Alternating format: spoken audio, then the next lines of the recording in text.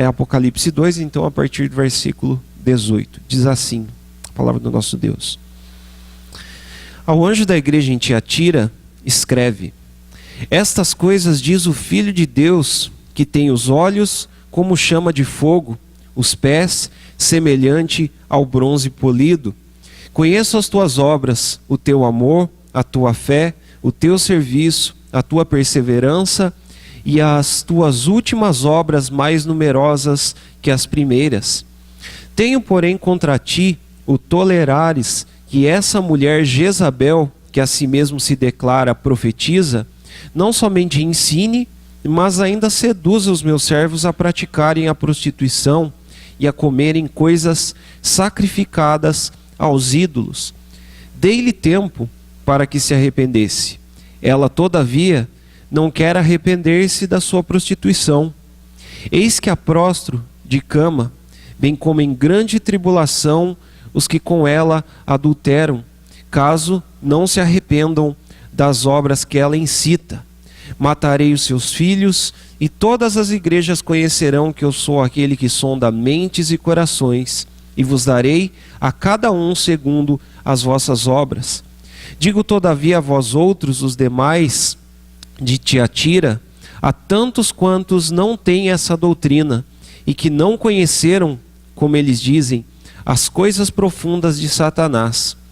Outra carga não jogarei sobre vós, tão somente conservai o que tendes, até que eu venha.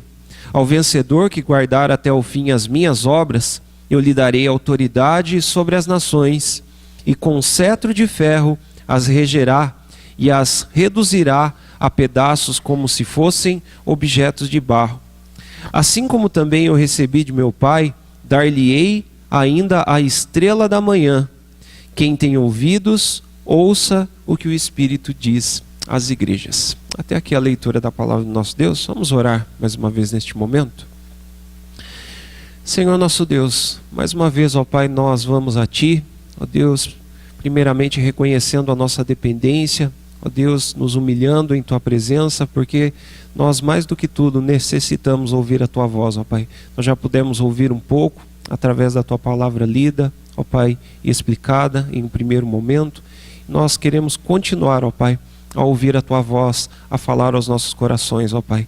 E, ó Deus, faz isso por meio do Teu Santo Espírito em nossas vidas, ó Deus, e que Ele possa, de fato, abrir o nosso coração para que sejamos todos, ó Pai, receptíveis, ó Pai, àquilo que o Senhor quer falar conosco nesta manhã.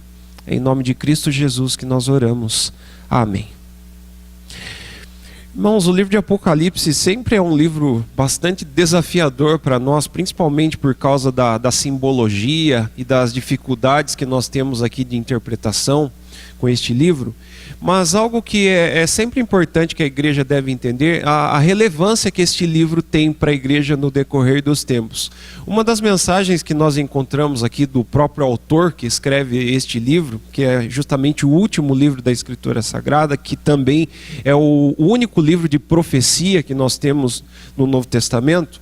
O autor aqui, que é João, no capítulo 1, ele começa dizendo que a igreja ela é plena de bênçãos quando a igreja se interessa pela leitura deste livro. E isso ele deixa muito bem claro quando você observa ali o versículo de número 3 do capítulo de número 1. Quando João ele diz assim, olha, bem-aventurados são aqueles que leem, aqueles que ouvem e aqueles que guardam as palavras da profecia deste livro. Literalmente ali nas palavras do apóstolo João, ele está dizendo mais ou menos assim, olha, bem-aventurado não é só aquele que instrui a igreja, né? Porque apesar da nossa tradução, aí se você está usando a Bíblia igual a minha aqui, que é a revista atualizada, o nosso tradutor aí, ele colocou a palavra no plural, né? Ele diz bem-aventurados aqueles que leem. Mas se nós fôssemos traduzir literalmente lá, seria bem-aventurado aquele que lê. Porque ele está dizendo, olha, feliz e cheio de bênção não é somente a igreja que recebe esta palavra, mas o próprio instrutor da palavra também é abençoado, porque ele edifica a igreja.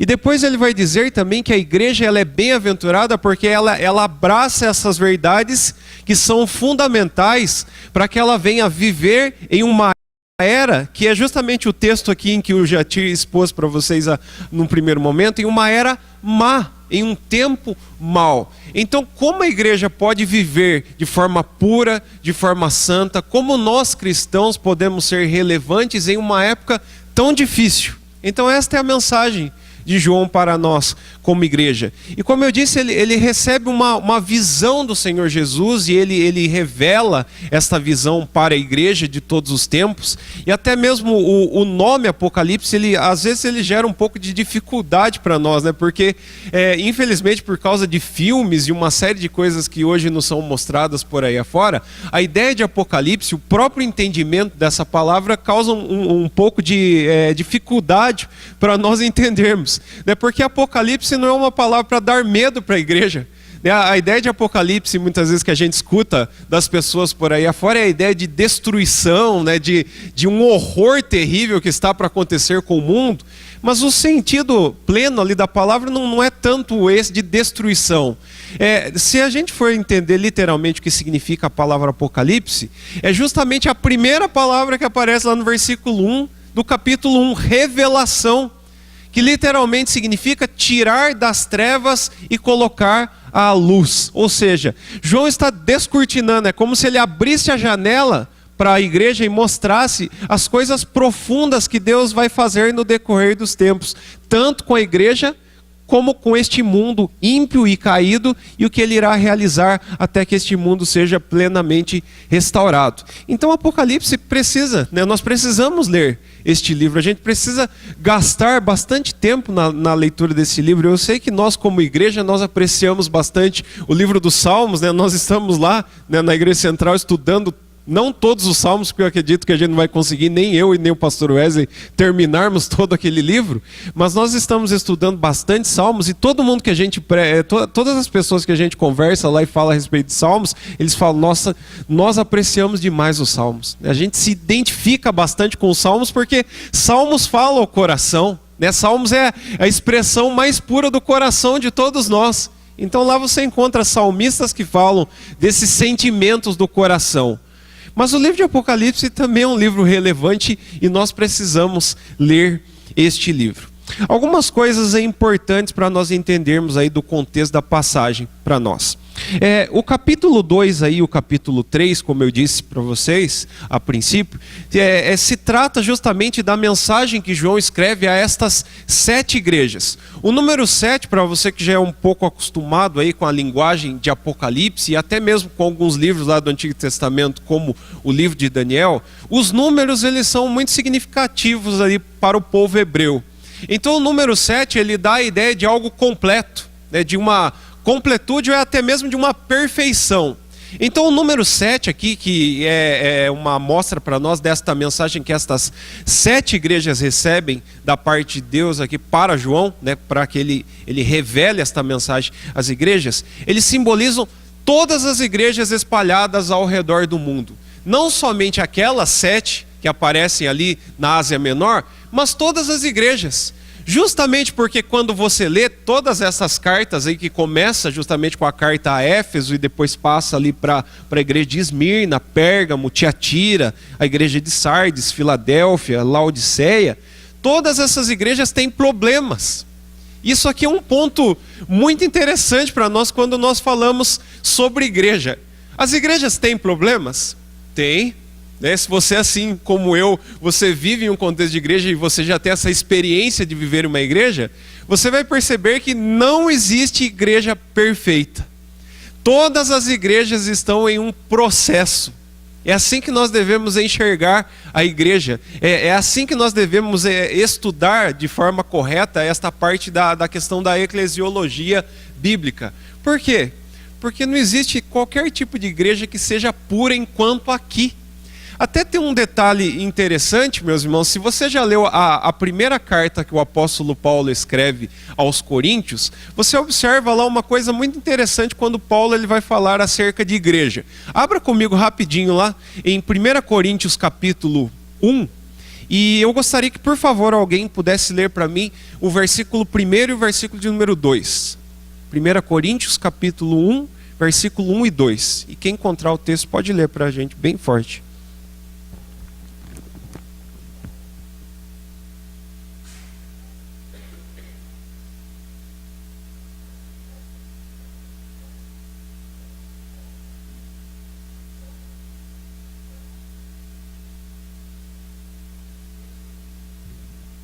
Isso. 1 Coríntios, versículo 1 e 2, capítulo 1.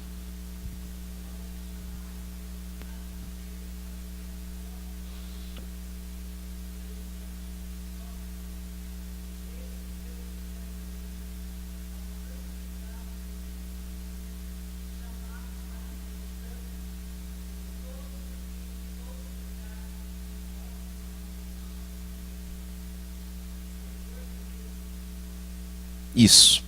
Essas são as palavras iniciais do apóstolo Paulo a uma igreja que se encontra na região de Corinto, que é justamente uma das igrejas ali da região da Grécia Antiga, e é uma carta bastante conhecida de todos nós, tanto 1 Coríntios, bem como também a segunda carta que Paulo escreve aos Coríntios. Só que aí nessas palavras iniciais aí do apóstolo Paulo, você já encontra um detalhe, uma informação aí muito interessante a respeito de igreja.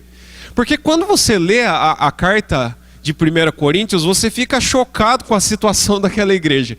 Se existe uma igreja problemática no Novo Testamento, essa igreja é a igreja de Corinto. Você começa a ler ali a partir depois ali até mesmo nas palavras seguintes, aí nos versículos subsequentes, você vai ver que Paulo diz que naquela igreja haviam divisões, haviam facções, havia ali alguns grupos, que pendiam para o lado de Paulo, porque eles falavam, Paulo é um apóstolo e ele viu o Senhor Jesus, então nós vamos seguir Paulo. Outro grupo ali dentro da mesma igreja dizia, não, nós somos de Apolo, porque Apolo, além de ele ser um pregador, ele é um bom filósofo, então ele é admirado por nós por causa da sua boa eloquência, ele é um homem de presença. Então você tinha ali um determinado grupo que seguia Apolo. E na mesma igreja você tinha ali um outro grupo que seguia a Cristo. Eles se denominavam como pessoas que não seguiam nem Paulo e nem Apolo. Mas eles eram religiosos e espirituais, Eu sou de Cristo. E não somente problemas de facções e separações você encontrava dentro daquela igreja, mas você percebe também que Paulo vai descorrer ali problemas sérios dentro daquela igreja. Quando você chega ali no capítulo 5, talvez o pecado que mais nos choca ali dentro daquela igreja é você ver um filho tendo uma relação ilícita com a sua própria madrasta. Então você percebe problemas extremamente sérios dentro daquela igreja. Não somente isso, no capítulo 6, que é o próximo capítulo, Paulo fala que a igreja não sabia lidar muito bem com os problemas, tanto internos como externos, porque eles tinham a autoridade para julgar alguns problemas externos, mas o seu nome era difamado porque eles não sabiam lidar muito bem com os próprios problemas. Então essa igreja era uma igreja problemática? Era. Só que o que mais nos assusta é porque mesmo com todos esses tipos de problemas aí tão graves que existiam dentro da igreja de Corinto, vocês perceberam como Paulo chamou essa igreja aí no versículo de número 2, lá do capítulo 1 que nós lemos? Ele escreve assim, aos santificados em Cristo Jesus. A pergunta é, você olharia para essa igreja como uma igreja santa? Nós jamais olharíamos para aquela igreja como uma igreja santa. Você iria olhar para os problemas daquela igreja e você iria falar, Paulo, eu acho que você está meio equivocado, porque essa igreja jamais é uma igreja santa. Mas sabe por que Paulo ele faz questão de chamar aquela igreja de uma igreja santa? Porque ele estava dizendo para aquela igreja de Corinto e para todos nós hoje, todas as igrejas estão em processo de santificação.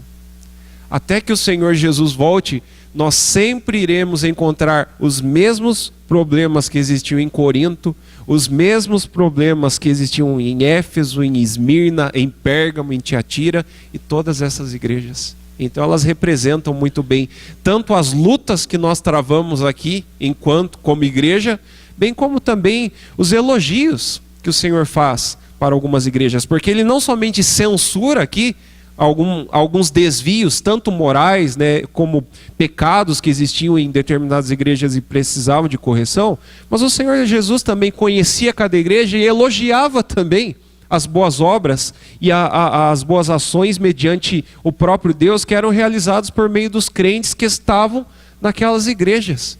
Então esse é um conceito importante que nós devemos ter primeiramente sobre igreja. Tem muita gente que pensa assim, não, eu vou achar uma igreja perfeita para mim comungar. Já conversou com alguém que está à procura desta igreja perfeita? E sempre a nossa resposta como pastor para essas pessoas vai ser, meus irmãos, vocês nunca vão encontrar essa igreja, porque até então nós sempre vamos encontrar problemas em todas elas. É por isso que essas cartas estão aqui para nós. Outra coisa relevante aí para nós, antes da gente entrar aqui propriamente no texto e tirar alguns princípios para nós, é que de todas as igrejas aí que recebem uma carta e uma mensagem do Senhor para elas, a igreja de Tiatira é a igreja que está num contexto pequeno, né, porque é uma cidade não tão relevante como as outras, e também não tem uma igreja tão relevante, mas ela recebe a carta maior, né, de todas. Aí você percebe que a mensagem maior vai justamente para a igreja de Tiatira. E é até interessante também observar que nós começamos justamente com a carta a Éfeso, justamente por causa da relevância daquela igreja. Ela não somente estava situada em uma cidade gigante, né, como era nos dias ali em que João viveu a cidade de Éfeso, uma cidade relevante e um grande centro comercial e cultural da época. Então, por isso a mensagem começa justamente para esta igreja, por causa da sua relevância. Mas Tiatira, diferente das demais igrejas, não era uma cidade tão relevante assim. O que atraía as pessoas lá em Tiatira era justamente o comércio, né? A questão comercial lá em Tiatira era a coisa mais relevante, porque eles não tinham um grande centro político, né? Eles não tinham também um grande centro religioso, como nas demais igrejas, como você encontra, por exemplo, aí em Pérgamo. Mas em Tiatira, o que girava, né, naquela cidade era a questão comercial. Então todas as rotas marítimas ali da cidade passavam por Tiatira. Então você encontrava ali nos dias, ali, se você fosse um cidadão de Tiatira, você ia encontrar no comércio ali a questão metalúrgica, né? Era uma questão forte ali dentro da cidade, né? A confecção de objetos de metais, tanto da purificação do ouro em algumas partes também, mas muito mais com a questão do cobre. É por isso que alguns detalhes aí de João citados no texto fazem menção à questão do bronze, por exemplo, para nós. Outra coisa ali também que era forte na cidade de Tiatira era a questão da confecção de lã e propriamente de tintura para roupa. Se você se lembrar de uma mulher muito conhecida no Novo Testamento, e ela vem justamente dessa região aí que é a Lídia, né, que nós encontramos lá em Atos, capítulo 16, no versículo 14, aonde Lídia ela estava ali sentada juntamente com outras mulheres, né, e ela ouve a mensagem do apóstolo Paulo, e diz o texto que Paulo, né, ele prega e o Senhor abre o coração de Lídia, que era uma vendedora de púrpura da cidade de Tiatira, e ela se converte então ao Senhor Jesus, e ela passa a seguir o chamado caminho. Mas ela vem lá dessa região. Então a confecção lá de lã, de púrpura, a venda de tecidos, era algo também que fazia com que o comércio daquela cidade fosse muito conhecido. Mas tem um detalhe importante aqui no contexto da história desta igreja, justamente porque os mesmos cidadãos que frequentavam aquela igreja de Tiatira eram os mesmos que faziam parte do comércio. E o detalhe importante para nós aqui é que aonde existia a questão do trabalho ali que essas pessoas participavam, também existiam os chamados grêmios ali, né, sindicatos que existiam ali nos dias de João, que estavam ali na cidade de Tiatira, aonde as mesmas pessoas que cultuavam a Deus faziam parte desses sindicatos. Só que o estranho aqui para nós é que nesses sindicatos aí o que aconteciam eram festas de licenciosidade, ou seja, os mesmos cristãos que estavam lá cultuando a Deus nos domingos, né, se a gente pode dizer assim, eram os mesmos que durante a semana estavam participando de cultos pagãos. Então o problema, né, gerava em torno de uma certa concessão que havia entre os cristãos que participavam dos cultos e um certo, né, conceito de participar também das mesmas festas que as outras pessoas que não prestavam culto ao verdadeiro Deus faziam. Ou seja, havia um certo sincretismo religioso, tanto ali na região de Tiatira como em algumas outras igrejas você vai encontrar, mas o cerne do problema era justamente esse. Aquelas pessoas, elas não tinham um conceito correto acerca de Deus e elas conseguiam viver de forma adequada tanto no mundo como na igreja. E a questão aqui de mundo, meus irmãos, eu só quero definir para vocês aí essa ideia de mundo. Quando a gente fala que nós cristãos precisamos fugir do mundo, né, que nós não podemos se conformar com esta era presente, A ideia não é de sairmos fora do mundo, né? Não é essa a ideia. Porque enquanto aqui, nós vamos viver neste mundo. O próprio Senhor Jesus orando lá em João 17, ele diz, olha, eu não peço que Deus os tire do mundo, mas que vocês sejam santificados no mundo. Então qual é a ideia bíblica de nós fugirmos do mundo, né? De nós nos exilarmos deste mundo? A ideia é de fugir desse sistema de ideias, de ideologias, de princípios que não conseguem, né, ter concílio com aquilo que a palavra de Deus nos ensina. E era justamente isso que estava acontecendo com aquela igreja. Eles estavam vivendo em um mundo pagão, onde existiam desvios morais nas cidades, no meio do trabalho, e os crentes estavam conseguindo viver muito bem naquela situação. Então o problema gerou justamente em cima deste mau entendimento do que é viver a palavra de Deus em um mundo ímpio. E é aqui que nós começamos a entender como que a gente pode então entender o conceito de preservar uma igreja pura. Então observa aí comigo a partir do versículo 18 e a gente vai tirar daqui então para nós o que é importante para a gente preservar a nossa igreja na pureza bíblica, na pureza moral e justamente preservarmos aquilo que os nossos primeiros pais e tantos reformadores também nos ensinaram acerca de igreja. O versículo de número 18, meus irmãos, começa com a mensagem que João dá àquela igreja. Quando você vê ele fazendo essa menção aí ao anjo da igreja, é o representante legal daquela igreja. Se nós fôssemos atualizar esta ideia de o anjo que recebe a palavra, a mensagem de Deus, seria no caso o pastor ou o presbítero ou algum representante daquela igreja lá em Tiatira.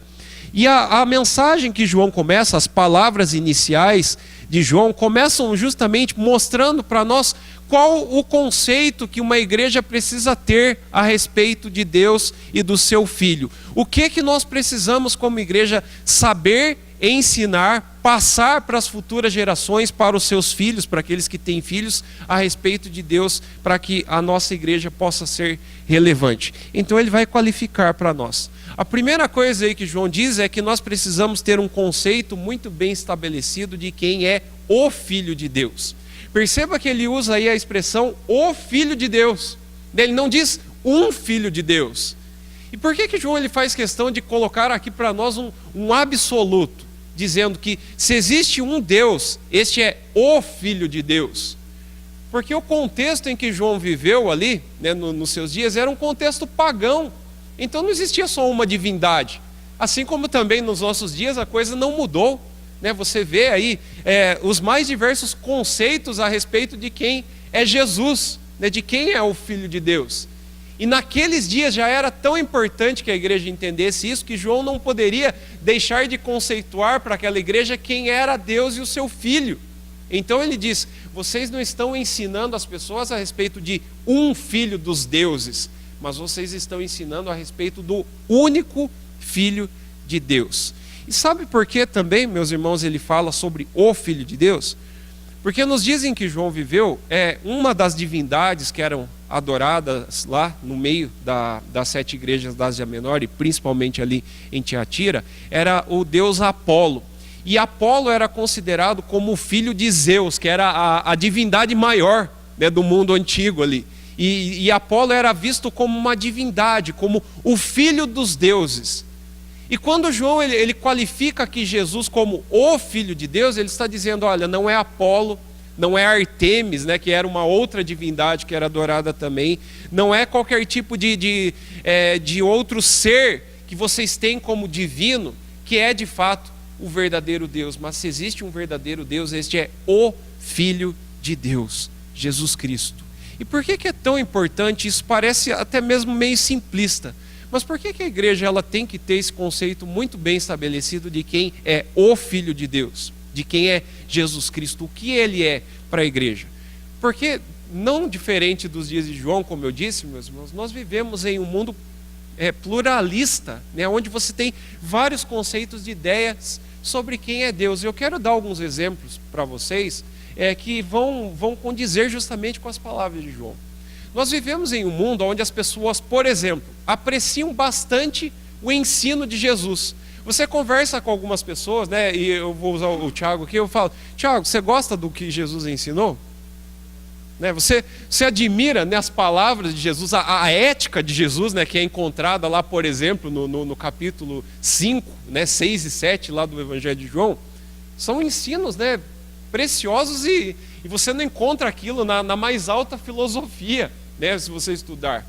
E aí a gente começa a admirar Jesus e passa a dizer então que Jesus para nós é um grande mestre.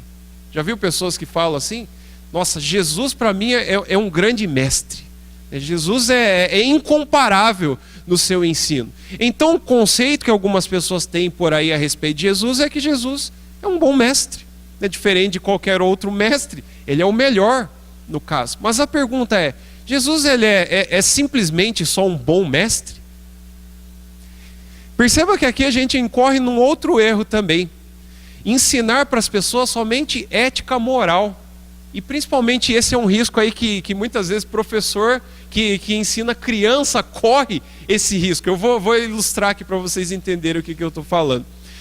Geralmente quando a gente vai ensinar crianças, e eu também fazia muito isso, eu não vou mentir para vocês, meus irmãos, mas eu já fiz muito isso. Você pega lá a história do profeta Daniel e você começa a falar para as crianças, olha, Daniel era um rapazinho, ó, excelente. Você não vai encontrar nenhum quase na Bíblia ali igual a Daniel, porque a Bíblia diz que Daniel tinha um espírito excelente, estava no meio da Babilônia, que era um império pagão, e esse rapaz aí conseguiu viver de forma pura no meio de toda aquela geração nos dias em que ele viveu.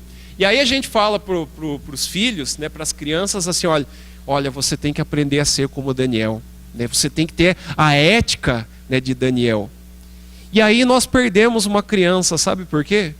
Porque nós ensinamos somente ética e moral para uma criança, mas ela não enxergou quem ela é. Ela não percebeu que Daniel não era um rapaz que não tinha pecado.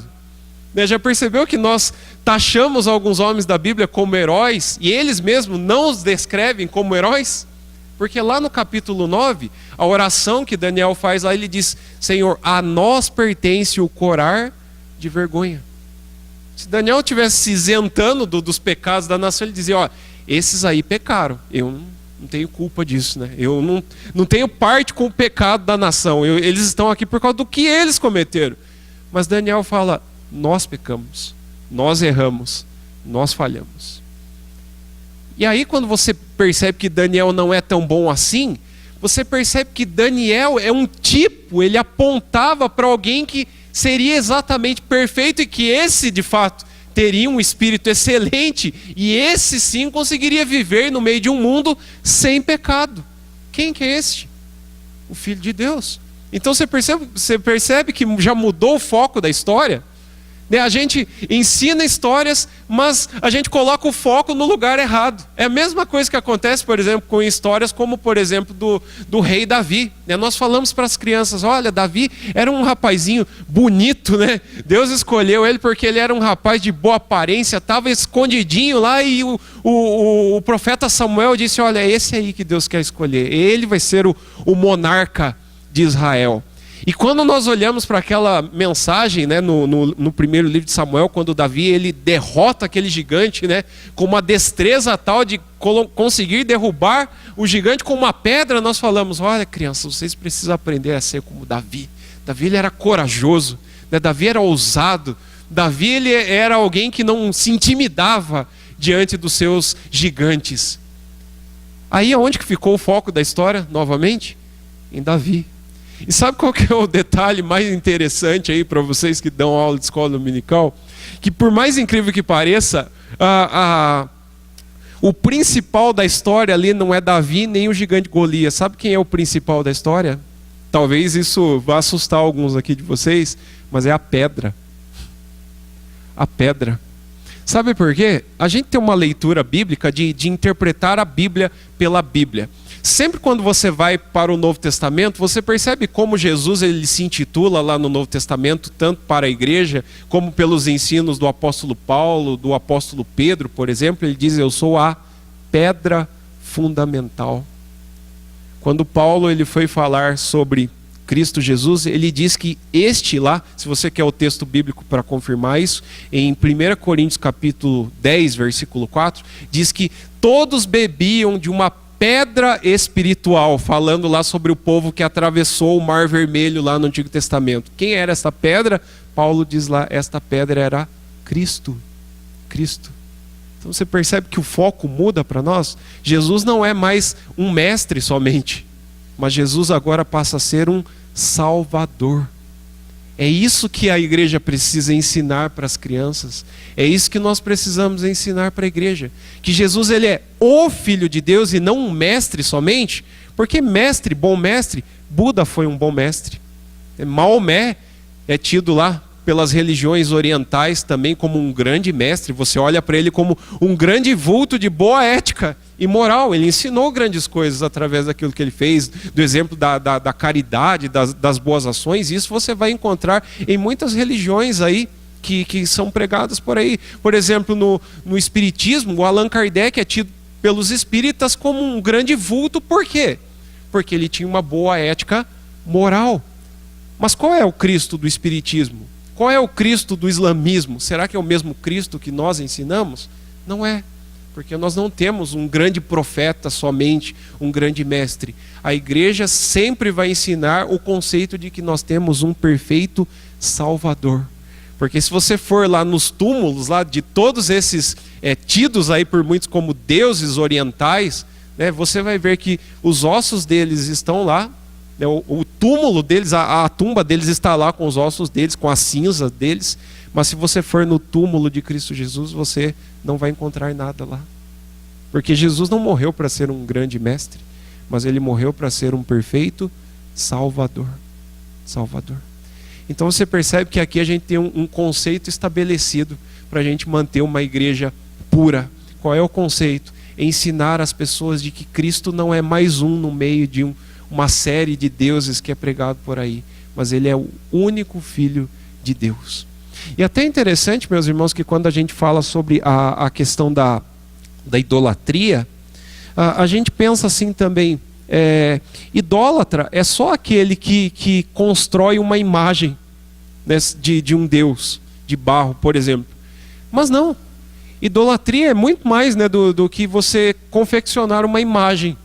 A idolatria, ela pode surgir a partir do conceito que você cria a respeito de Deus. Por exemplo, a gente vem cultuar a Deus todos os domingos numa igreja. A pergunta é, será que todas as pessoas estão adorando o mesmo Filho de Deus, Jesus Cristo, da mesma forma como todos os outros? Talvez não. Talvez não. Porque talvez para alguns, Jesus, por exemplo, é um Jesus que somente ama as pessoas independente do que elas façam.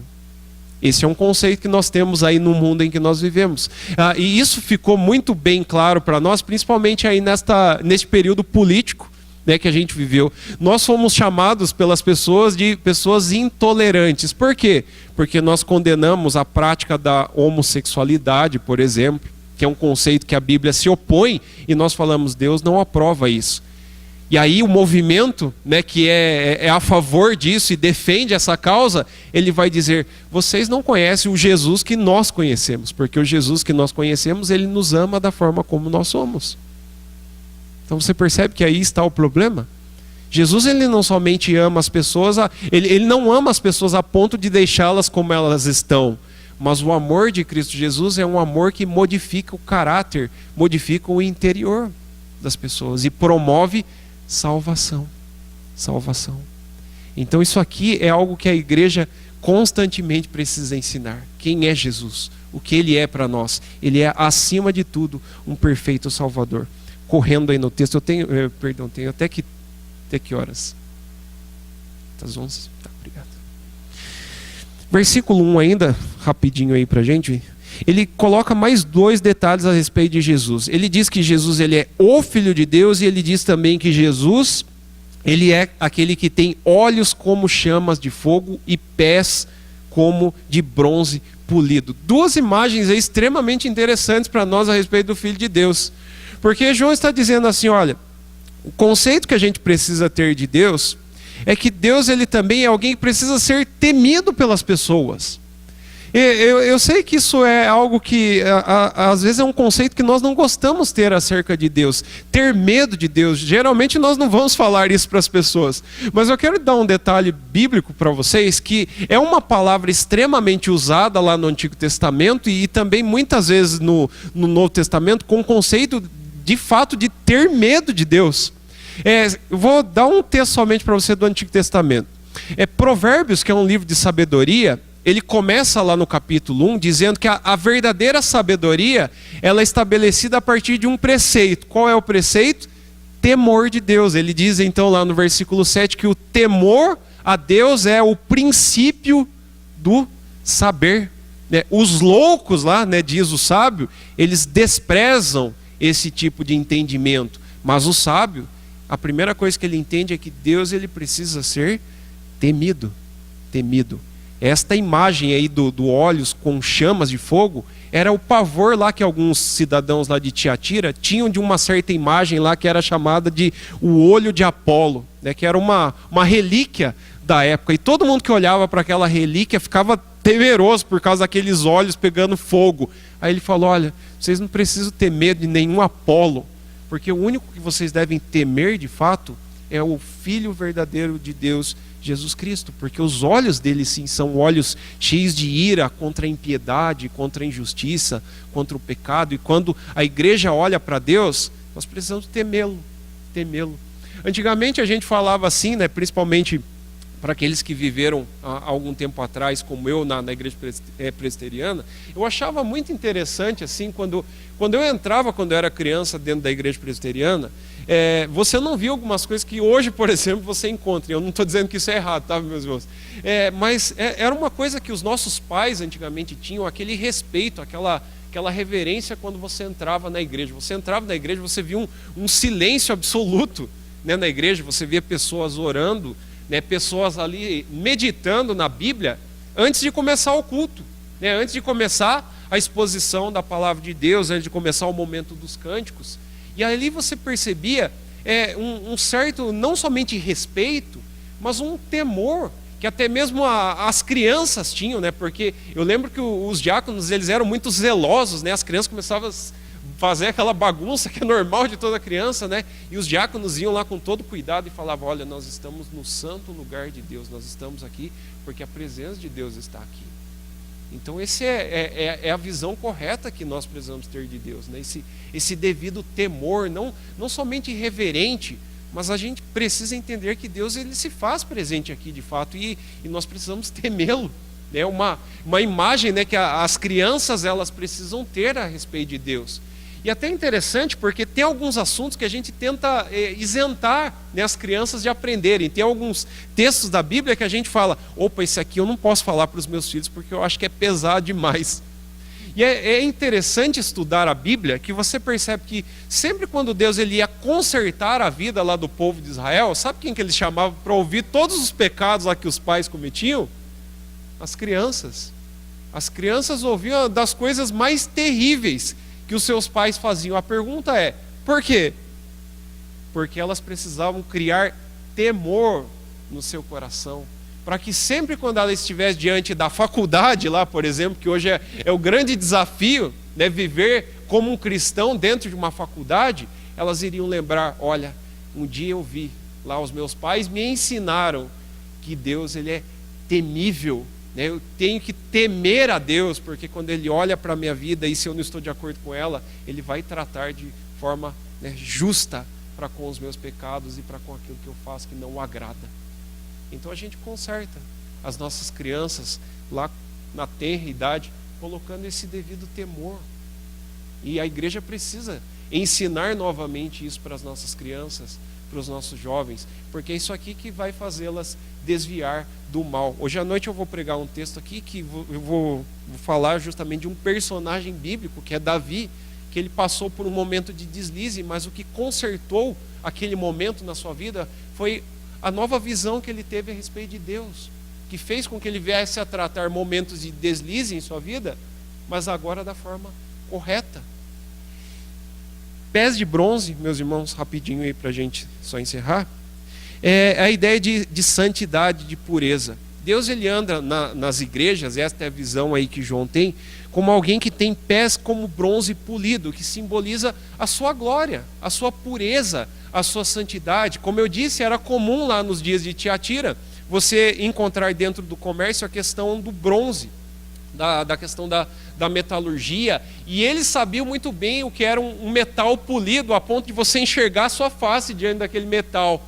E eles diziam assim: olha, a gente vê como se fosse num espelho, né, o brilho, o fulgor daquele metal. E quando João olha para Cristo, ele diz: olha, o Senhor Jesus ele é puro, é santo, e é assim que ele anda no meio da igreja. Ele anda como alguém que não consegue ver qualquer tipo de erro e tolerar algumas coisas que nós toleramos. Se você não vou pedir para você abrir no texto, mas se você quiser marcar aí, Abacuque, capítulo 1, versículo 13, nas palavras do profeta Abacuque, ele diz assim: olha, o Senhor ele é tão puro de olhos que ele não pode contemplar o mal. Esses são os olhos do Senhor, puros, né, de pureza.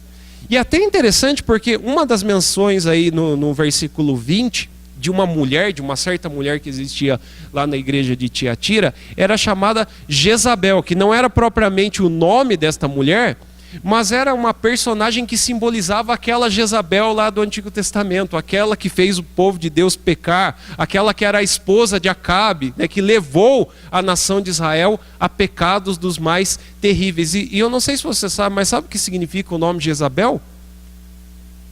Pureza, puro. Esse é o sentido do nome Jezabel. E pelo contrário, o nome não condizia com o que aquela mulher estava fazendo dentro daquela igreja. Porque se você observar, primeiro João ele elogia esta igreja aí no versículo 19, ele diz que aquela igreja demonstrava amor e trabalho por Deus. Porque a ideia dele aí quando ele diz, olha, conheço as tuas obras, o teu amor e a tua fé, são expressões internas. O nosso amor é aquele amor interno. O primeiro mandamento é amar a Deus sobre todas as coisas, com toda a sua força, com todo o seu entendimento. Mas é aquele amor interno, é a expressão de amor interna. Bem como também a fé, né? São dois aspectos aí internos, né, do ser humano. Mas eles ficavam expressos no trabalho. Então aquela igreja não somente dizia que amava a Deus, mas ela expressava também nas suas obras, nas suas ações, aquilo que ela cria, né? A sua fé em Deus. Só que o Senhor censura então aquela igreja a partir do versículo 20 até o versículo de número 24, dizendo que o maior pecado que existia dentro daquela igreja era o seguinte: era fazer concessão com aquilo que o mundo fazia. O pecado que eu disse para vocês aí de Jezabel era o pecado do sincretismo. Ela levou Israel, que tinha um só Deus, né, que naquele tempo ali era o Senhor, Jeová, né, o Iavé, lá do Antigo Testamento, e ela conseguiu desviar esse povo, fazendo com que aquele povo vivesse um sincretismo, adorasse também outros deuses pagãos, se adornasse com os deleites e com os prazeres do mundo. E foi o que estava acontecendo com aquela igreja. A verdade de Deus, a Bíblia, os preceitos de Deus estavam ficando esquecidos, porque aquela igreja se tornou tão relevante que a mensagem principal para a igreja foi deixada de lado. E aqui que é o perigo que incorre a maioria das igrejas, né? As nossas igrejas, elas são constantemente atacadas em ser relevantes demais, em se tornar igrejas relevantes e viver um pragmatismo, né? O que seria isso? Lá no período da Reforma, pessoal, muita coisa entrou dentro da igreja. Entrou, por exemplo, uma coisa que também é muito atual, a questão do misticismo. Se você pensa que essa história de usar relíquia dentro da igreja e vender lá o lencinho ungido, lá, né, a vassoura ungida, né, e tantas outras coisas mais esquisitas que a gente encontra por aí, né, da ideia de como você manter uma igreja na fé. Mas é o que a gente encontra hoje, que não era diferente lá dos dias dos reformadores. Você entrava na igreja, eram vendidas relíquias das mais diversas. Você comprava pedaços da cruz lá de Cristo, que era uma relíquia da época lá dos reformadores. Você podia lá visitar a cabeça de João Batista, né, que era uma coisa histórica da época lá, que as pessoas visitavam e oravam para aquela cabeça lá de João Batista. Só para vocês terem uma ideia do que era a igreja, né, do sincretismo ali da época em que os reformadores viveu. E a coisa não mudou hoje para nós. Né? Por quê? Porque dentro das nossas igrejas nós temos pessoas que usam aquele método de envio expresso, né, de Deus para os nossos pedidos. Quando que a gente vai à igreja? Quando a gente precisa de algum favor de Deus. Já viu isso? Isso acontece em todas as igrejas, meus irmãos. Quando a gente está bem demais com Deus, a gente não precisa tanto de igreja. A gente só precisa correr para a igreja quando a gente precisa que Ele faça alguma coisa por nós. E aquilo ali acaba se tornando como se fosse praticamente um misticismo religioso na nossa vida. Por quê? Porque eu vou lá e o Senhor está ali, então Ele é como se fosse uma ideia de pega e troca. Né? Eu te dou aqui o trabalho, você me devolve, né, me dando uma bênção. É diferente do que a gente encontra por aí, esse sincretismo religioso das pessoas, elas dão tanto e eu espero devolver, que o Senhor devolva tanto para mim. Não é. As igrejas hoje estão cheias de coisas como essas. Por quê? Porque nós estamos deixando de lado o verdadeiro evangelho. A palavra de Deus, ela talvez para muitas igrejas não está se tornando o objeto central dos cultos, porque nós queremos ser bastante relevantes para as pessoas. Meus irmãos, não é nenhum tipo de pecado, eu não vejo nenhum tipo de pecado nós fazermos trabalhos como festas em nossas igrejas. Eu também promovo e eu acho muito interessante, né, trabalhar com os nossos jovens, com os nossos adolescentes, promovendo para eles eventos para que eles possam se divertir e fazer coisas assim como lá fora a gente encontra. Né? A gente encontra no mundo afora atrações, né, coisas até mais atraentes do que acontece dentro da igreja. Isso é errado, fazer dentro da igreja, né, promover algum tipo de evento? Não. O problema é quando isso se torna um fim em si mesmo. Quando isso se torna um fim em si mesmo, aí está o pecado, aí está o desvio, que foi o que aconteceu com aquela igreja. Eles não queriam desagradar ninguém. Então a maneira deles agradar todo mundo eu posso participar das festas que acontecem lá nos meus trabalhos, né? Eu vou adorar um deus pagão lá durante a semana, mas não tem problema, porque lá na igreja eu vou encontrar a mesma coisa. E era isso que Jezabel estava ensinando. O tolerar aqui significa, né, que aparece aí do versículo de número 20 em diante, tolerar a infidelidade espiritual. A ideia de adultério aí não é somente no quesito sexual, né, mas a ideia de infidelidade no Antigo Testamento é o adultério espiritual. É tirar Deus do centro da sua vida e colocar também as demais coisas. Já viu aquela ideia de departamentalizar a vida? Pessoas que você conversa com elas e você fala para elas assim, e aí, como está a sua vida? Daí a pessoa pergunta, a minha vida espiritual ou a minha vida secular? Já viu isso? A Bíblia trata dessa questão de você ter uma vida espiritual e uma vida secular, uma vida na igreja e uma vida no seu trabalho? Não, é porque a vida cristã é uma vida integral, né? Aquilo que eu sou na igreja, eu o sou no meu trabalho. Aquilo que eu sou aqui como cristão, eu sou em qualquer parte onde eu estiver. Eu estou tendo cuidado de corrigir alguns versículos que são citados, né, muitas vezes por nós nas igrejas, e são citados às vezes de uma forma um pouco equivocada. Por exemplo, a gente fala assim, quando a gente pega aquele ensino do Senhor Jesus sobre ser luz e ser sal. O Senhor Jesus diz que nós somos sal e luz do mundo. Essas são as duas menções que o Senhor Jesus faz da igreja, faz de cada um de nós. Você já viu alguém dizer para nós assim, olha, meu irmão, você precisa ser sal, você precisa ser luz, viu? Onde você está no seu trabalho, lá você precisa ser sal, você precisa ser luz. Aí a gente percebe que nós não entendemos ali o que Jesus disse. Ele não disse que você precisa ser, ele disse que você é sal. Ele diz que aonde você está, você tem características ali de sal, né, de alguém que dá sabor para o mundo, que você vai ser tanto aqui como lá, em qualquer lugar onde você esteja. E ele diz que você é luz, que a igreja é luz e ela brilha não somente na igreja, mas ela brilha onde ela está. Então não existe concessão para o cristão. A igreja tem que ensinar isso, que o que você é aqui, você é em qualquer lugar onde você está. Esse é o critério de João para a igreja. O não tolerar aqui é justamente isso, não viver uma vida departamentalizada. Então isso aqui é muito importante para a gente preservar a pureza de uma igreja e torná-la relevante no mundo. Rapidinho aí para a gente encerrar, meus irmãos, eu não vou me delongar tanto aqui, gastar esses 5 minutinhos que a gente ainda tem para falar aí do versículo 21 até o 28 de forma aqui bem sintetizada para nós. O Senhor Jesus, quando ele vê, né, os erros daquela igreja, o Senhor Jesus ele trata de absoluta forma disciplinar para com aquela igreja. Por que Jesus ele muitas vezes disciplina uma igreja? Por que ele corrige os erros de uma igreja, os erros até propriamente de um cristão, de uma forma tão severa como aparece aqui? Primeiro, porque a disciplina do Senhor, assim como a disciplina de um pai, é sempre essa ideia que o Senhor usa a respeito da figura de disciplina, é porque um pai ama.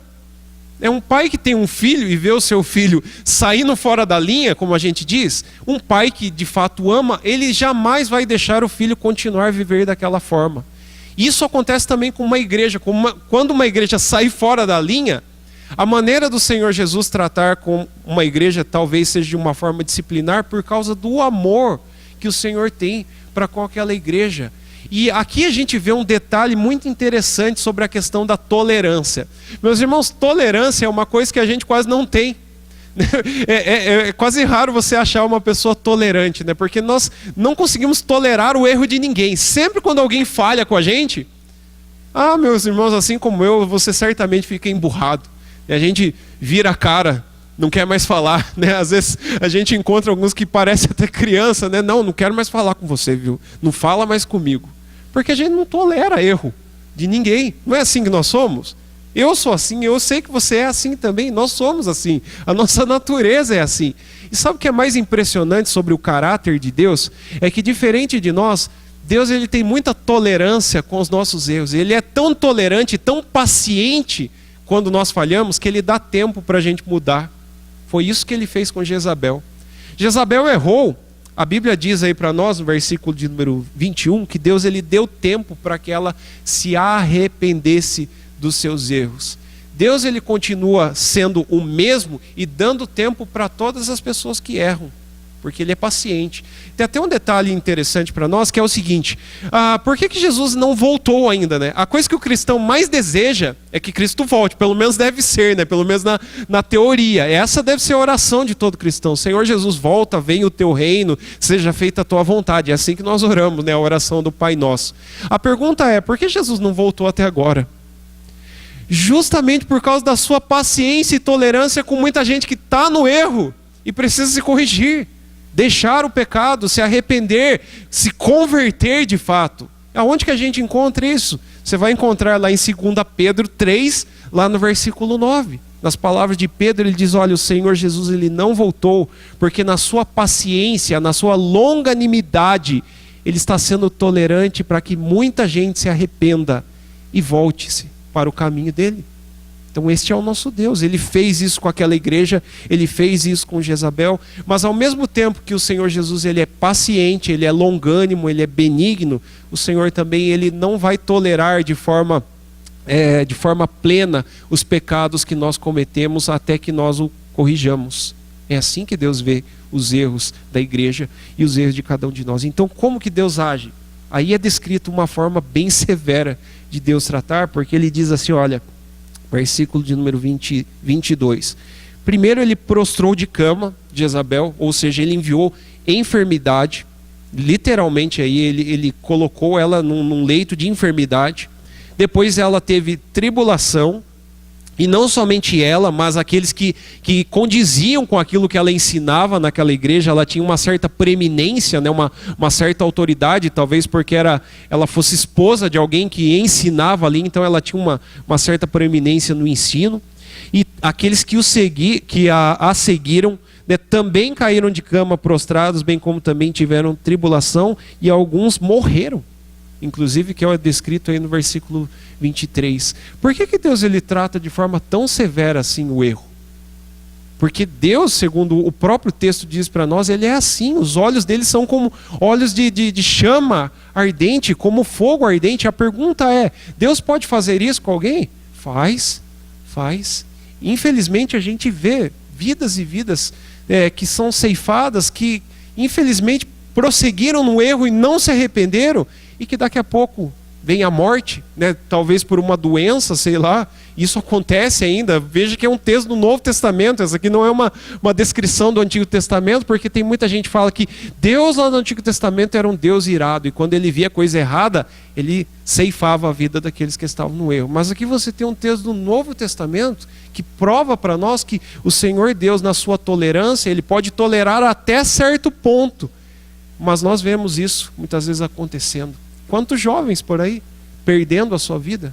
Nós alertamos. Eu tive a tristeza, meus irmãos, uma vez. Eu estava em uma outra denominação e tinha um determinado rapaz que na época ele era já na sua fase ali de 15 para 16 anos, um bandido aqui em nossa cidade. Inclusive eu na minha adolescência ali, uma vez ele me abordou com uma faca ali, queria me assaltar, queria me matar, e a gente frequentava a mesma igreja lá na época, e muitas irmãs daquela igreja oravam pela vida dele. Fomos até a casa dele, falamos o evangelho para ele, e ele dizia: eu não quero saber de Jesus, não quero saber de igreja, o meu negócio é ser bandido mesmo, o meu negócio é matar. E de fato ele matou muita gente por aqui em Itapeva. E a gente insistindo com ele: muda de vida, esse caminho vai te levar para a morte. E sabe o que aconteceu, meus irmãos? Terrivelmente, eu não sei, esse caso aconteceu há muito tempo atrás, eu não sei se alguém se lembra aqui de um adolescente que foi esquartejado lá na avenida. Foi literalmente picotado lá na avenida antiga, né? Na época não tinha ainda o calçadão, né? O ponto ali para os adolescentes e jovens ali era a avenida. E esse rapaz morreu literalmente esquartejado ali por um outro jovem, ainda na faixa ali dos seus 15 para 16 anos. Então a pergunta é: por que essas coisas acontecem? Infelizmente, acontecem pela impenitência do nosso coração. Então Deus, ele dá tempo, ele é tolerante, ele nos ama, ele nos corrige, mas há certo limite para a tolerância de Deus. E isso nos choca, né? Ver pessoas indo embora desse jeito, dessa forma. Talvez você pense: mas isso aí é uma calamidade tremenda, Deus tem a ver com isso? Tem. A gente não pode isentar Deus das coisas que acontecem no mundo, porque ele não está a par. Tanto nas disciplinas como no amor dele, Deus está presente no mundo. É assim que a gente precisa enxergar o Deus da Bíblia. As promessas de Deus para aquela igreja, meus irmãos, sobre aqueles que perseveravam, existia, assim como existe também, gente que é obediente a Deus, né? Gente que preserva no caminho da fidelidade a Deus, assim como existe em todas as igrejas. A promessa de Jesus para aquela igreja foi a seguinte: olha, tão somente conserva o que vocês têm, versículo 25, até que eu venha. Primeiramente ali no versículo 24 ele diz assim: olha, eu não vou colocar outra carga sobre vocês, né? O fardo de vocês já está pesado demais. A única coisa que eu tenho para vocês agora é que vocês preservem o que vocês têm. O que a igreja tinha, que ela tinha que preservar até a volta de Cristo? O conhecimento que eles tinham acerca de quem era Deus, a instrução que eles receberam na igreja, a instrução que eles receberam primeiramente aqui através do apóstolo João, bem como também todo o ensino apostólico.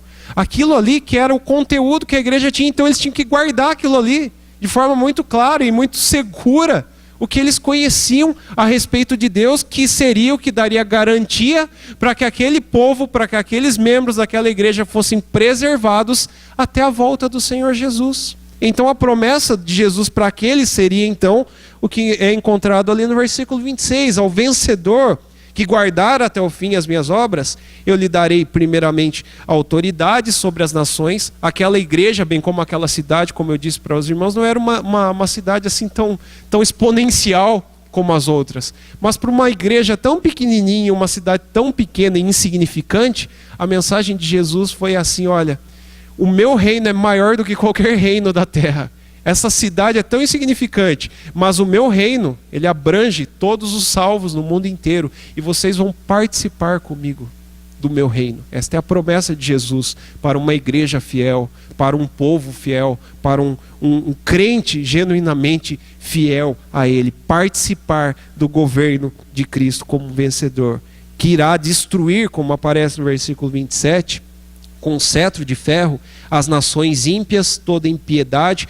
Como o cetro aqui ele é de ferro, e a imagem que João usa aqui é de barro, ele diz: olha, ele despedaçará os ímpios, né, os pecadores, como se fosse um objeto fácil de ser destruído, porque Deus ele é poderoso, então isso é praticamente fácil demais para Deus fazer, né? Destruir nações ímpias diante do poder dele não significa nada, são insignificantes. E a última promessa de João para aquela igreja foi o versículo 28, que é onde ele diz, olha, vocês não somente participarão comigo no meu reino, mas vocês também receberão a brilhante estrela da manhã, que aparece aí no versículo 28, que é justamente o símbolo de vitória. Meus irmãos, a maior promessa para uma igreja fiel, para nós cristãos, é vitória por meio de Cristo Jesus. Sabe o que significa esta menção aí, a estrela da manhã?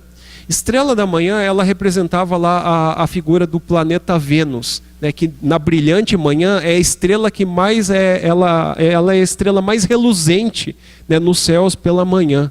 E ela era a insígne, né, ela era a bandeira dos grandes imperadores da época, como por exemplo o Império Romano, quando ele conquistava alguma batalha, a insígne, né, o estandarte lá do Império Romano era representado pela bandeira que tinha lá Vênus, né, estampada naquela bandeira. E Jesus usa a mesma imagem para dizer, olha, a igreja fiel, a igreja que for fiel até o fim, até as últimas consequências, a igreja que não fizer concessão com o mundo, ou seja, viver de forma pura, fiel no meio de um mundo ímpio, a promessa para vocês é que vocês vão reinar vitoriosamente com todos aqueles que viveram assim. Que Deus nos ajude, né, meus irmãos?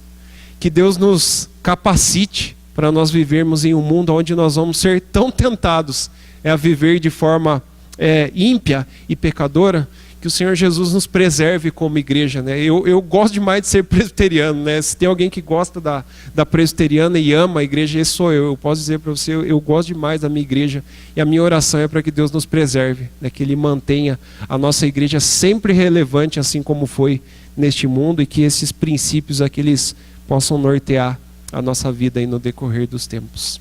Amém?